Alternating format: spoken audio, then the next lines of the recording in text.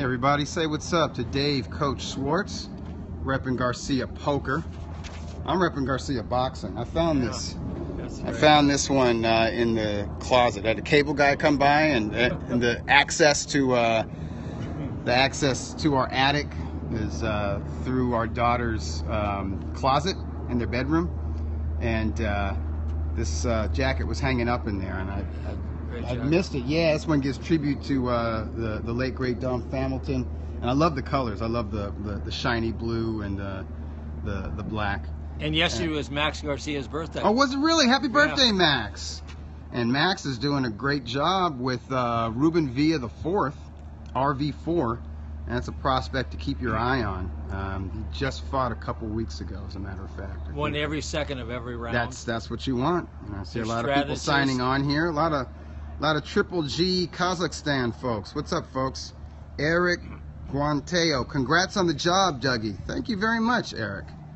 I'm looking forward to representing the Ring magazine and doing right by that legacy. And we've got some great things planned for 2018. In fact, Coach and I were talking about it as we were walking around this track. I think I did 3 or 4 100s. And then we just walked the rest, and now I'm ready to do some rope. Skip some rope. Austria in the house, of course. Jacob, good morning, guys. It's Jacob from Victorville, California. Victorville. And Rican5CA says, JP, where art thou? Yeah, good question. How did he know? He said, yeah. Well, in my title, I said it's just Coach and Dougie today, so it is what it is. There was some boxing last night. This is Triple G versus Saunders. Well, Saunders has to get past David Lemieux in Montreal next month. That's an easy fight for him. If Saunders can outbox him, but Lemieux is a beast. Lemieux, you got to fight. Basically, you kind of got to pitch a perfect game for 12 rounds.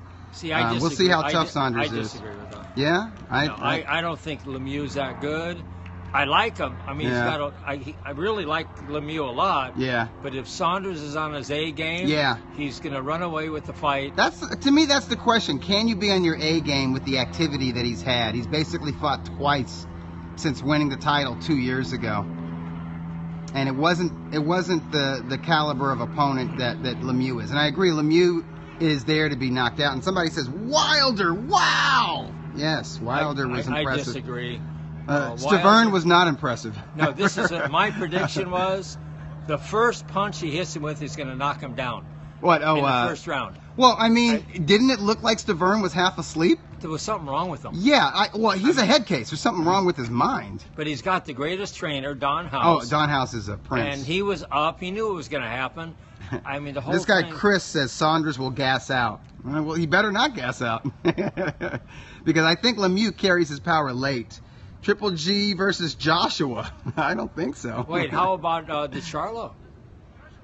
Yeah, that's a fight for. No, that's a great fight. That's a Jamal Charlo is a fight for Triple G, and Jamal is the WBC's #1 contender. Triple G has options if Canelo doesn't want to do an immediate rematch in May. There's the winner of Saunders Lemieux, and if Saunders wins, that's a new opponent and style for Triple G to test himself against. It's also the final title that he doesn't have. No, but that's a great fight. Yeah. But did you see the interview with the Charlo twins?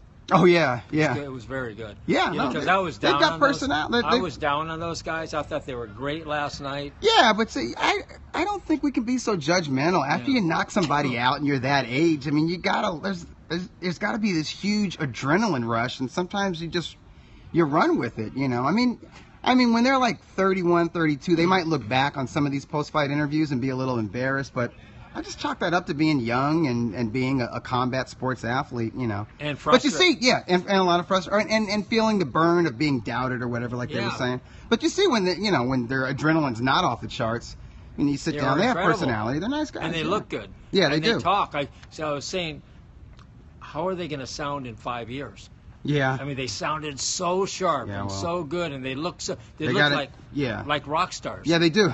They do, especially Jamal with and the I glasses like them and the both. jacket. So I think that's a great fight for Triple G. Hey, I got a question for you from Queensberry. Wilder versus Anthony Joshua. Who wins? It's not even close. And King K100 also asks, who do you got? Wilder versus Joshua? It's not even question close. mark, question mark. Not even I'm going to guess you like AJ in that one, my Coach. God. So it's not, absolutely.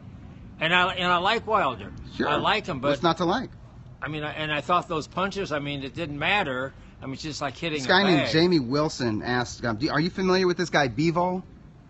Dimitri Bivol, the light heavyweight who fought last night, got a first-round knockout." I watched it. He's so, good. Bivol versus Sullivan Barrera. Who wins that fight?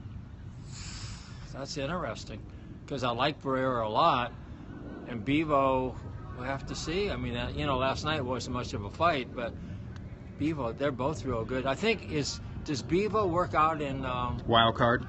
He used to. Oh, Bivol? Yeah, Bivol used to. Does he work out in Oxnard now? I think so. Does that look like the trainer from Oxnard? You might be correct but on Bivol's real good. I should know that. By I the like way. his whole thing. I'd like to go up there one day. We should go up. Yeah. The Queensberry guy said he also favors AJ, but says Wilder's dangerous, and of course he's a pure puncher. He's athletic, and he's a bit unorthodox. And I like him. And Coach, you like B.J. Saunders big over David Lemieux. I do. I'm on the fence in that fight. I think it's a 50-50 boxer versus puncher matchup. I'm really looking forward to it. Oh, who knows? I might be there for that one. That's a great fight. Yeah. And I'm really interested in watching Danny Jacobs this week. Oh yeah, that's this Saturday. We'll get next Saturday. We'll get a read on him. Yes. So as we were talking before, I love Eddie Hearn. Yeah. Love Eddie Hearn. I don't know what the deal is that everyone boos him and hates him. That's just in the UK. Yeah. It's because he some of his all the Joshua fights and some of his other fighters. He puts them on pay-per-view instead of just putting them on Sky. For $20 a crap. They don't like that. I don't know. So no, but Eddie Hearn is totally together. I think he's incredible. Yeah. Well, another thing is he's kind of the top dog right now in British boxing. When it was Frank Warren, everyone hated Frank Warren. Yeah. You know what I'm saying? It's like when Don King was on top of boxing, everyone hated him. There's a lot of folks who hate Oscar De La Hoya. They hate Bob Arum.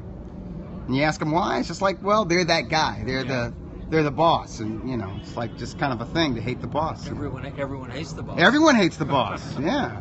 I know that. You know what that's like. You're the boss. You're not just a coach. Hey, so let me just tell you the one disappointment I had last night on the fights. And somebody in Queensberry said, let's not forget Al. Yeah, people hate Al. That's right, Queensberry. Hey, I tell you what, Al's doing. This guy says David Lemieux versus Triple G rematch. Let Lemieux. Let's see what Lemieux does against Saunders before we even talk about that. Come on. Hey, so this is the thing. The kid from Beverly Hills, Libanette. Yeah. How did he get that? That wife? No. How did he get that he's from Beverly Hills? What was that? How? I guess maybe his manager. Maybe. Yeah. The manager puts him up there. Oh yeah. If someone wins as best fighter in the history of boxers for their most beautiful wife, it's Libanette. Might be Libanette, yeah. She was beautiful. They just had to show her over and over. Oh, they couldn't stop. They didn't. I half expected them to just show her actually during the round. Yeah. It was like a boring part of the round, but actually it was a pretty decent fight. The Japanese dude brought it. It was a great fight. It was a great fight, and Libanette took a beating. Yes, he did. I mean, I thought he won. Oh, no, he might have lost a year or two off his pro career with that. And, he got hit with some shots that would have knocked a lot of guys out. Yeah, he's a tough cat. They make him hardcore from Kazakhstan, man, let me tell you. No, he was tough. So do you know anything about his previous fights? No. He had like 12 fights.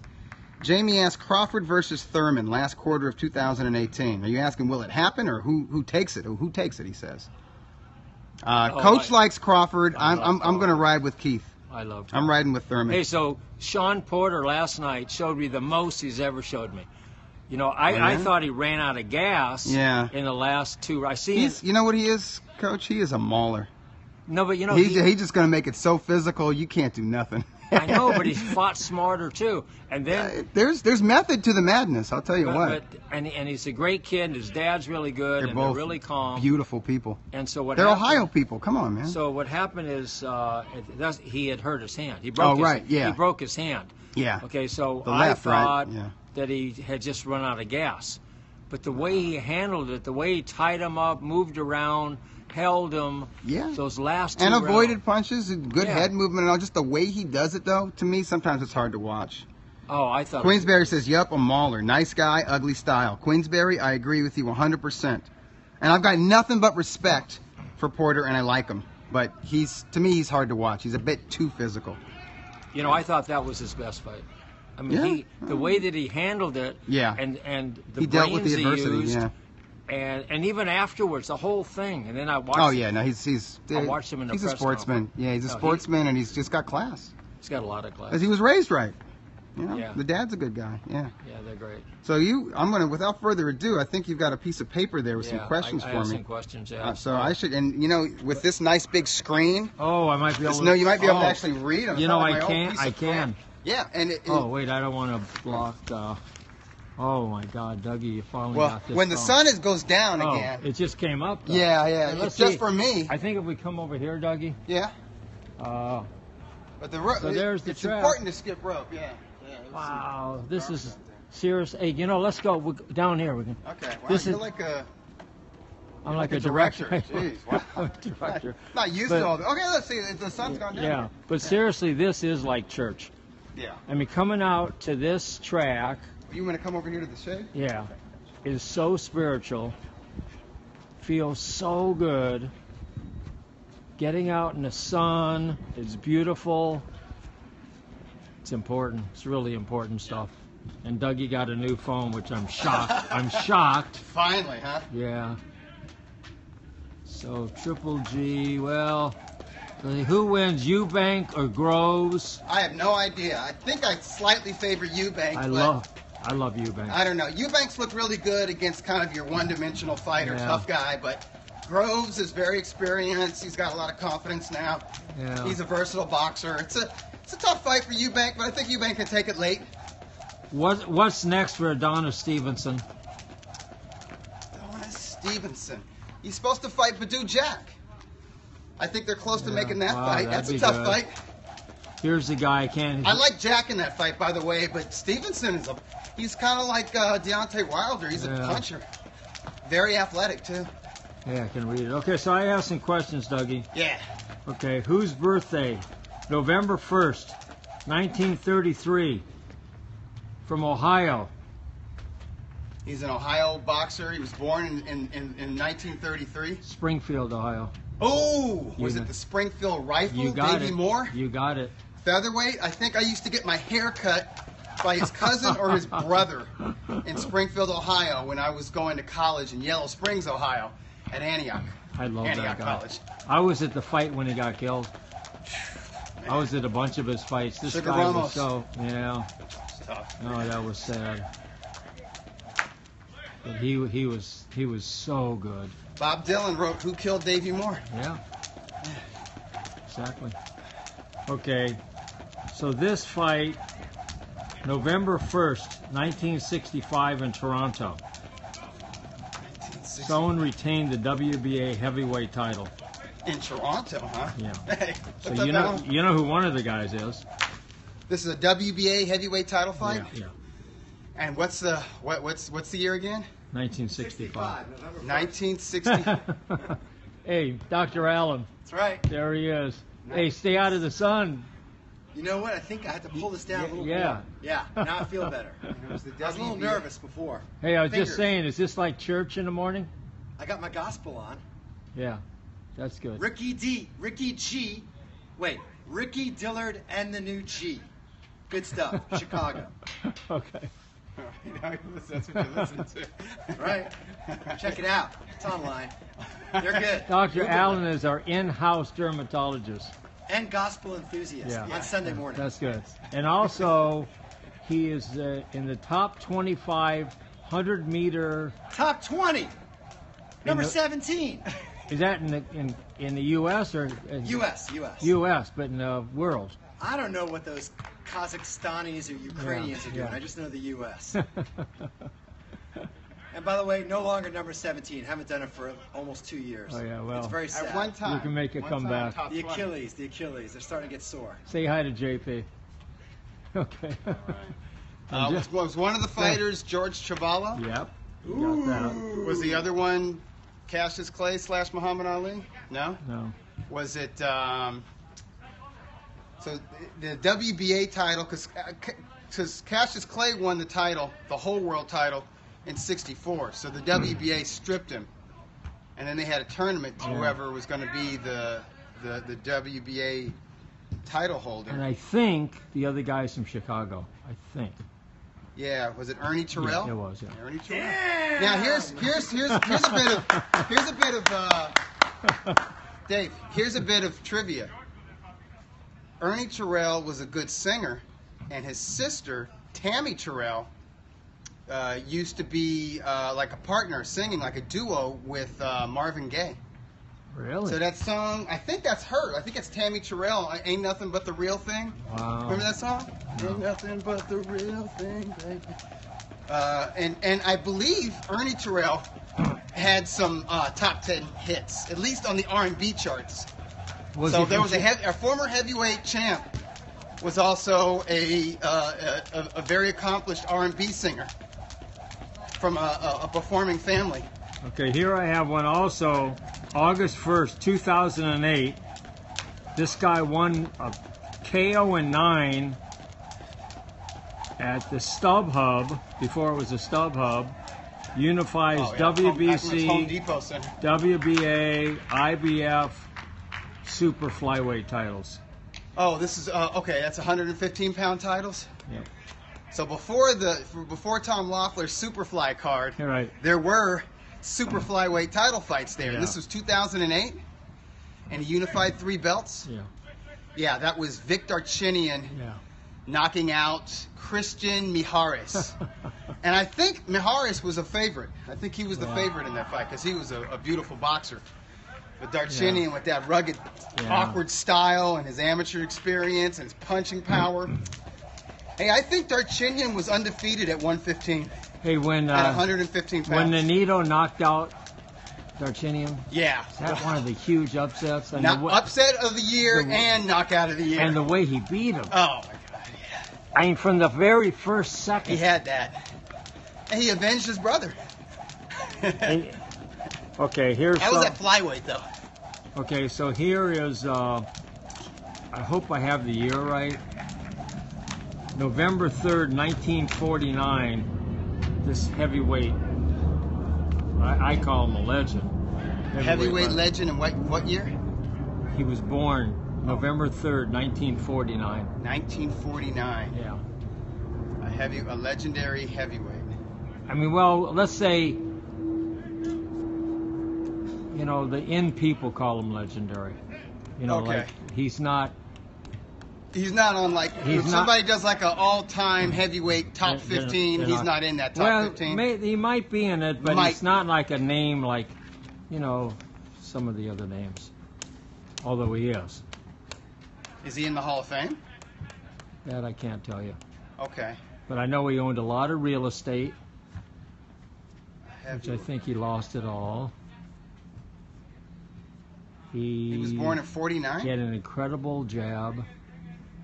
Oh, Larry Holmes? Yeah. Oh, Larry Holmes is, a lot of people have him top 5. Yeah. I do.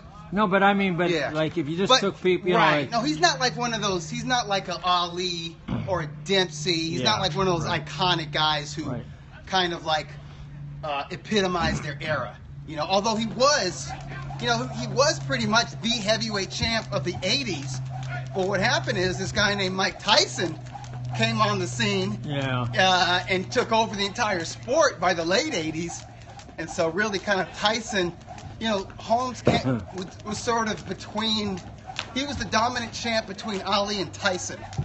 And Ali was so famous and Tyson was, such a celebrity that, I guess his star never shined. Yeah. He didn't have the personality or the style for it. Yeah.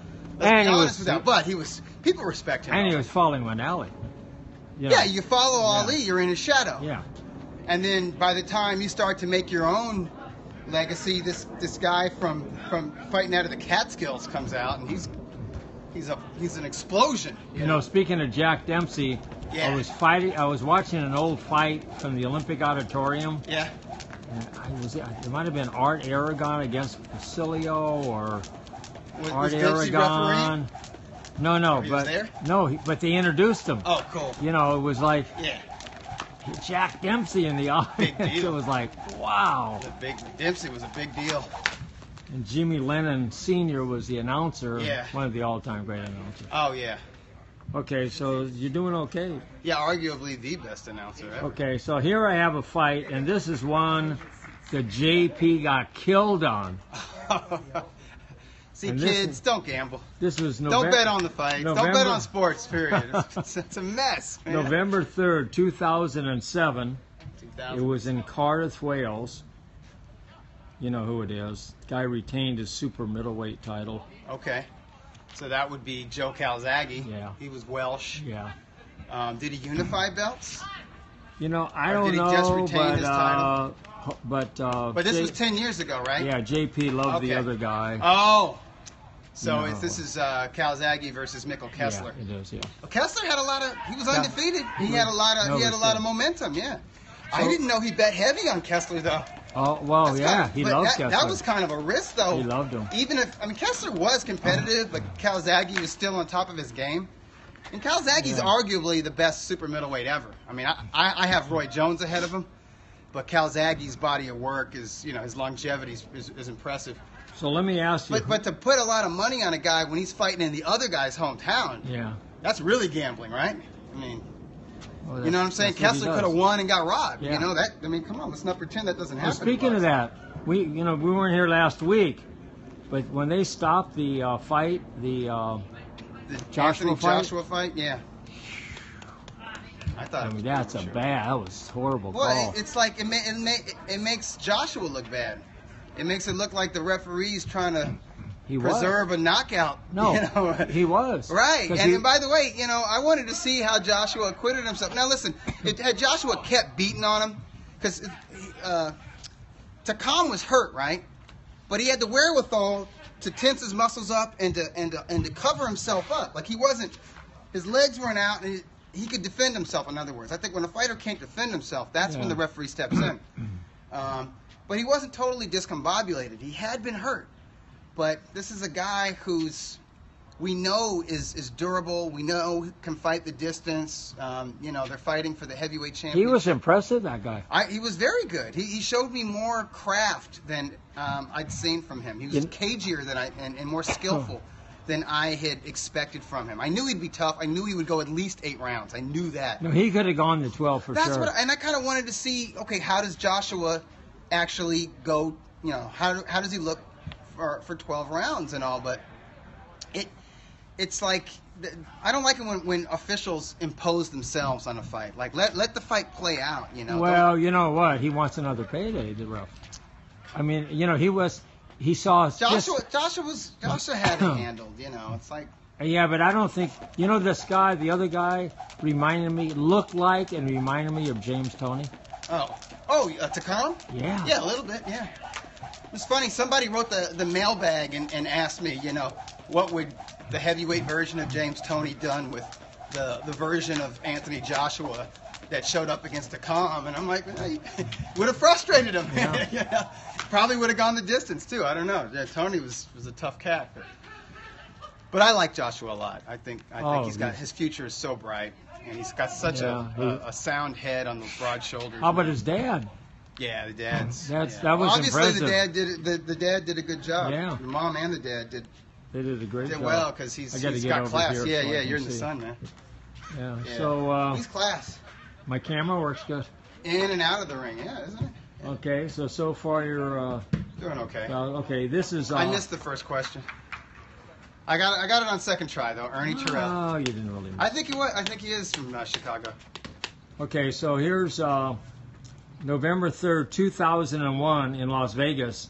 Guy wins a vacant World Super Lightweight title and then attacks the referee. The loser attacks the referee after the fight. You know who that is. Yeah, I was there. I favored the guy who upset the sore loser, and that was Kostya Tszyu, stopping Zab Judah in the second round. That was at the MGM Grand. Yeah. Yeah, I didn't. Yeah, he threw his stool at Jay Nady. That was Nady. Who was the ref? Jay Nady. Yeah. Yeah. And then let me ask you this one from before. On the Calzaghe-Mikkel Kessler fight, who was the referee? From America. From America? Yeah. American referee, huh?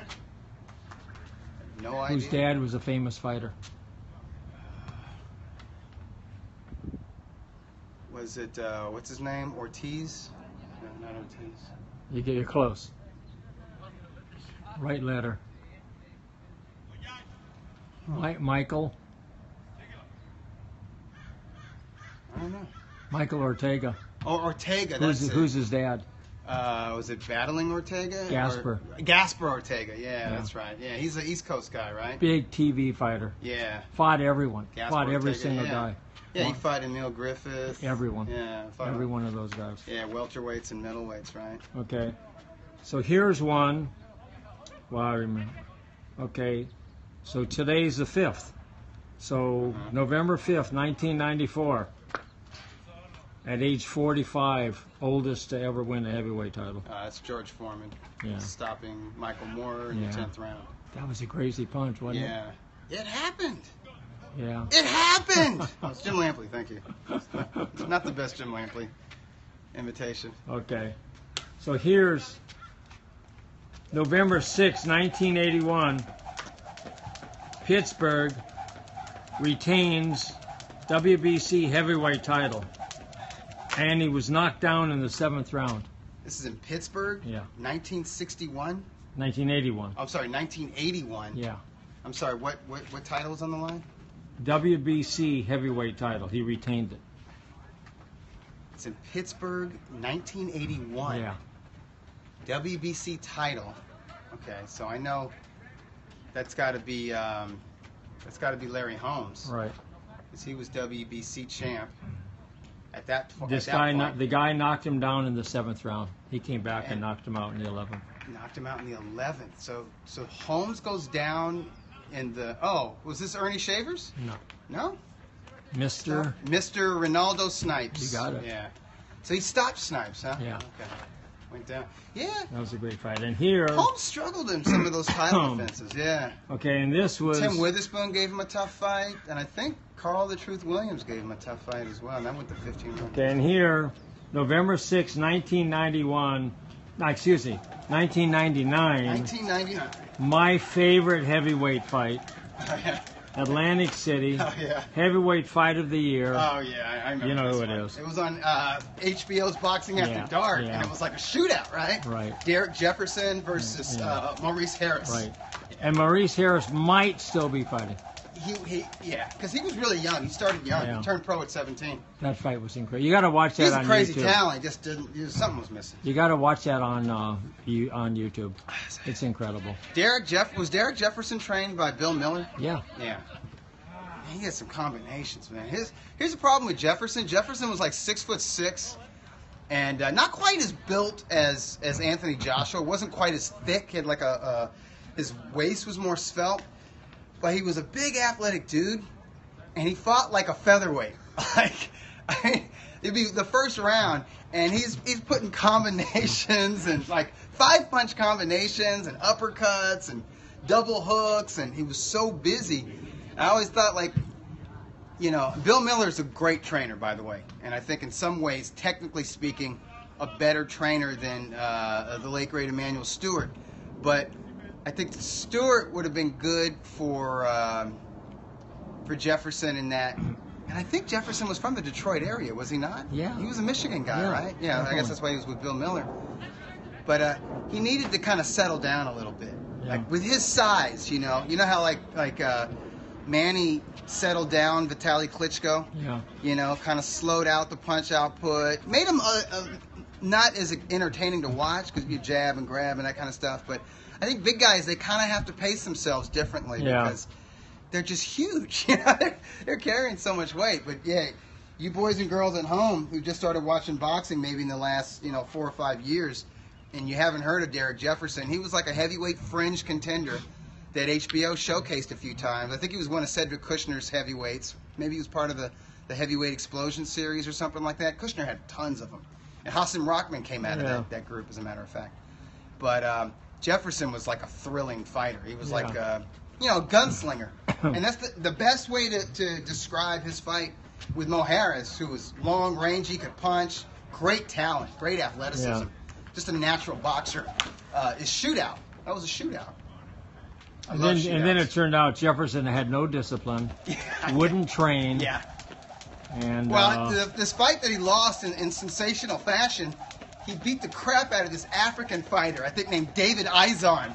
Yeah, just David, beat his ass for like 7 or 8 rounds. Yeah. And he was like I said, his pace was crazy. He's throwing, I mean, he's, no exaggeration, 6'6", and he's like, you know, and he's going up, and this dude Izon is just getting beat, but he's tough as hell. Kind of like Takam, you know, but not as crafty. And like by the 7th round, maybe, or 8th round, poor Derek Jefferson's like, you know, all Izon had to do is just touch him, and it's like, it was crazy. But, you know, off this Mo Harris victory, Yeah. I think he got about 4 or 5 fights on HBO. He did, because he was entertaining, which is the right thing. No, he was good. It's, you know, it's not always about showcasing the elite fighters. You know, people take the pound-for-pound thing a little too seriously. It's not always about champions or up-and-comers. Sometimes it's just about entertaining fighters. And I think HBO is getting some criticism for this show in December that Loeffler's promoting or co-promoting with Golden Boy. But the main event is Orlando Salido against Mickey Roman. It's a junior lightweight fight. I don't even think a title's on the line, but it's a great fight. I mean, it's like, it's a Mexican fight. Both guys have more than 10 losses, you know, but they're going to bring it, man. It's like, I mean, it's no different than Arturo Gatti versus Mickey Ward, right? They had a bunch of losses combined. They had like 16, 17 losses. Same thing with Salido and Roman. And Salido's, I mean, you know, he's a multiple-time former champion. He's been in with the best. Roman can beat him, because Roman's a little bit fresher, but he's also super experienced, you know. And I think it's a triple header, and I think it's all junior lightweight fights. But the other fights are good as well. So I'm okay with that. I don't care that these guys aren't maybe not in the top 10 in their division. I think Salido is, though, at junior lightweight. But that they're not on, you know, pound-for-pound lists, or they're not considered elite boxers. If they combine for an entertaining fight, I don't care. I want to watch it. You know? And I don't think that just like your good rugged fights, you know, between fringe contenders belong on ESPN or just basic cable. I think you can put them on premium cable as well, especially if you know the fight's going to be sensational. That's my 2 cents. That'll be the opening column of the Future Ring magazine, you know. That's good. So we missed last week, and we are going to miss next week because it's Coach Larry's son's wedding. Where's it going to take place? It's in Palm Springs, so I'm going to be gone. Congrats. But hopefully JP will come, and maybe he'll be here with Dougie. Oh, yeah, that's a good idea. Yeah. Anyway, Dougie, you get your betting tips once from JP. again, Not for me. You're incredible. Thank you. You're looking It wasn't good. bad, right? I missed a couple. No, you didn't miss anything. I got the first one. Toronto. I should have. You're pretty tough. Well, but I think Ali did fight Chuvalo in Toronto or somewhere in Canada. No, he fought eventually. Yeah, he but did. it wasn't just for the WBA. And what's the historical merit of that fight? Oh, Bob Arum's first fight. Right. The first fight Arum was And involved first fight in. he ever saw. The first fight he ever was well, out in man, person. you know what? He made up for lost time. Wow. And he's still kicking ass. And that's in '66. He's still kicking ass. I think that was '66. Yeah. And that's the first fight he ever saw. And look at him. And he's still doing. He's Still making moves, taking these elite fighters over to Yeah. ESPN. He's got Lomachenko versus Rigondeaux coming up. I'm looking next forward month. to that fight. Yeah. That's the same night as that HBO triple header. Yeah. There's a lot of boxing. Anyway, Boxing's not dead in America. So tell us about safe driving, Doug. Oh man, put your phone in the pocket. That's what I've been doing. Because I'm kind of like my wife. I get tempted when I'm at a red light, just to see, okay, has anyone emailed me? Because I get notifications for everything: email, WhatsApp, Twitter, Periscope, Instagram. I get it pops up on the phone, and I'm like, what? You know? I know. Just that glance over right there, that can get you wrecked, you know, and it's you can ruin your life and somebody else's life, and you know, it's just not worth it. So I got pockets that zip. See, I put them in there and just I drive, and then I catch up as soon as I'm parked. You know, that's it. Sometimes you just sit in your car and catch up, and then you go about your business. Just pull over. You could do that as well, and turn off the car. But I mean, you know, you should only do that. I mean, really, we should be disciplined enough to drive without effing with our phone. I know, it's ridiculous. I know. My wife called me this week. Where are you driving? I just hung up. Oh man. I don't give her a second chance now. But she's smart. Yeah. But it's Also, crazy. Hey, my wife is the smartest person I know. She gets bored. She messes with her phone. Yeah. It's like she'll just like call somebody, you know, because she's so bored behind the wheel. And it's hands free. It's like the Bluetooth thing or whatever, but it's still distracting. Yeah, it is. When you're driving and talking the whole time, you miss stuff. So are you just focus, be in like a Zen-like state. You know what I mean? Like be like the Dalai Lama or something like that. Like you don't have any ill feelings towards anybody, even if they're stressed out and nasty or whatever. Laugh it off. So did you get Shake through it the Dodgers lose? I did not watch a single game, but I'm telling you, I swear, I felt it. I felt the collective dampening of spirits in Southern California by them not winning the World Series, losing. But my grandmother's, my late grandmother's, on my mother's side, all-time favorite sports franchise, especially baseball team, was the Astros. So she's smiling up in heaven. That's good. If they do baseball in heaven, which I'm pretty sure they do. Yeah. Doug, you have a great week. You too. Hopefully JP will be here next week, and you guys can I'll reach do out it. to him. And I'll see you in 2 weeks. All right. Okay. Thanks a lot, Dougie. It was fun. Just watched Jefferson versus Harris. Thanks, Coach. Great KO win by Jeff. All right. We're spreading the word. Good job.